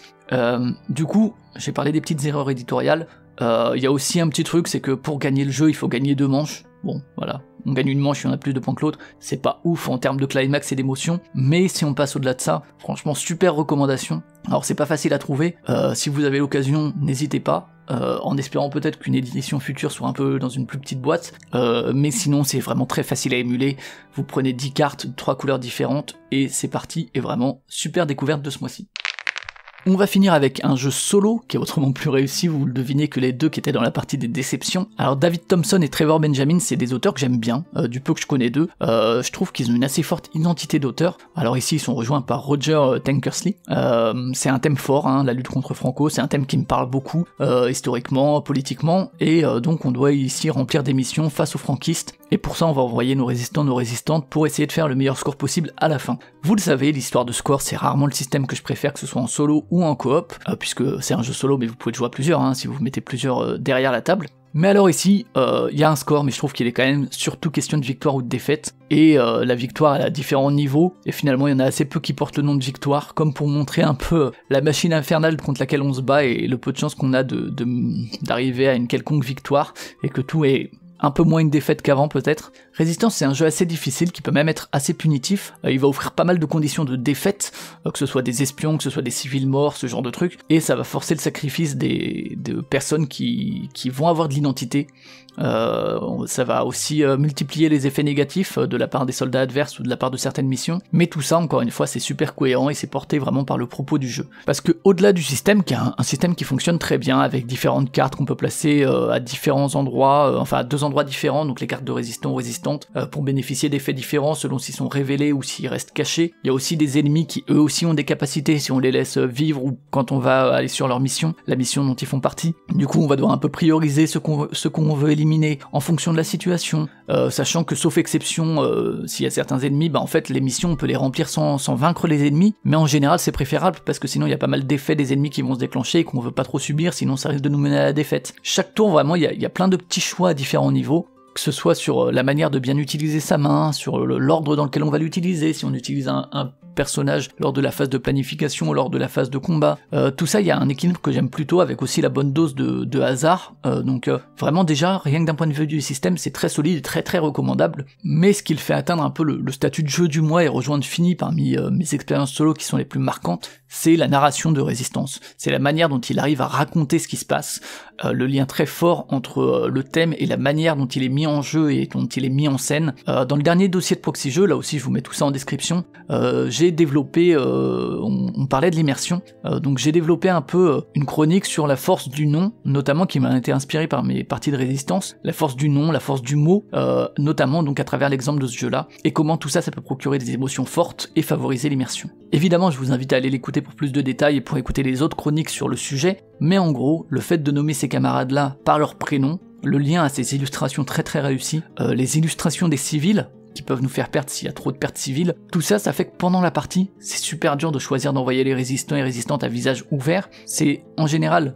des meilleurs effets, des effets plus puissants, mais ça revient à les perdre au combat. Donc à perdre leurs effets, qui étaient bien, même leurs effets cachés, et surtout aussi à les voir partir dans la pile d'exil, qui, plus ou moins, quand c'est l'exil, c'est toujours une disparition sans retour, sauf exception. Et à la fin de la partie, moi je me retrouve, et c'est assez rare, à regarder cette pile d'exil, à dire au revoir aux camarades, ceux qui sont partis, ceux qui sont décédés, et ce, quel que soit le résultat. Et quel que soit le résultat, même quand c'est une réussite relative, on voit en fait juste tout ça comme un grand gâchis, quand bien même, effectivement, la cause elle est belle, mais qu'est-ce que ça nous a coûté. Il y a Perco dans Canard PC, dans le hors-série, sur les jeux de société, qui donnait l'exemple de Célia, qui est une petite gamine à vélo, et lui il n'arrivait pas à se résoudre à l'envoyer révéler face aux franquistes, quelle que soit la capacité qu'elle pouvait avoir et à quel point elle pouvait être utile. Et selon votre situation, selon votre vécu, selon les souvenirs auxquels peut faire appel un prénom, une illustration, ça peut rendre la chose encore plus difficile et plus éprouvante. Ces choix-là pour nous immerger et pour nous faire nous identifier à ce groupe de résistance, c'est des camarades qui deviennent les nôtres. Et c'est des choix qu'on ressent en cours de partie, et pour moi après la partie. je fais des choix qui sont durs pendant, et je m'y confronte à la fin de la partie. Et c'est des visages qui sont même capables, peut-être selon notre feeling et notre sensibilité, de nous hanter à plus long terme, et de se dire, purée, c'est des amis que j'ai perdus, quoi. Je sais que moi, rarement un jeu a pu me rendre à ce point triste pour les personnes perdues, justement. Rarement j'ai ressenti ce genre d'émotion à la fin d'une partie. Le sentiment est du désespoir, de la tristesse, et aussi de l'inutilité, qui est sans doute en fait, pour le coup, je disais on peut y jouer à plusieurs si on veut, mais le côté solo, et le fait qu'on soit seul face aux victimes que finalement on a envoyées à l'abattoir, ça renforce, je pense, ce sentiment-là. Donc c'est vraiment un très très grand jeu de cette année. Moi j'ai hâte d'essayer Witchcraft, qui est un jeu des mêmes auteurs, hein, et qui reprend son système, avec je crois quelques adaptations thématiques, mais l'univers c'est plus le même, c'est plus la résistance face à Franco, c'est une sororité de sorcières dans une époque où la mode c'était de les chasser et si possible de les brûler. J'ai pas encore joué, je vous ferai sûrement un retour dessus, je sais pas trop si j'arriverai à être autant touché par ces personnages, son ancrage historique, je reste assez curieux. Alors j'ai pas joué à tant de jeux solo sortis de cette année, mais je vous avoue que s'il devait en rester qu'un, je pense que ce serait clairement celui-ci, vraiment, ne passez pas à côté. Voilà, la vidéo est donc terminée, comme d'habitude on attaque la conclusion. Tout d'abord, merci d'avoir regardé la vidéo, je vous invite une fois de plus à partager, à commenter et à mettre les petits pouces qui vont bien. N'hésitez pas à parler de vos découvertes à vous, et peut-être ce qu'a rythmé votre année 2023, même si pour ça, il devrait y avoir dans les semaines à venir une vidéo qui sera plus pertinente. Je remercie comme d'habitude toutes les personnes avec qui j'ai eu l'occasion de faire des parties, que ce soit en IRL, en vrai sur table, ou en numérique. Merci, c'est grâce à vous que ces vidéos sont alimentées, hein, sauf pour les jeux solo.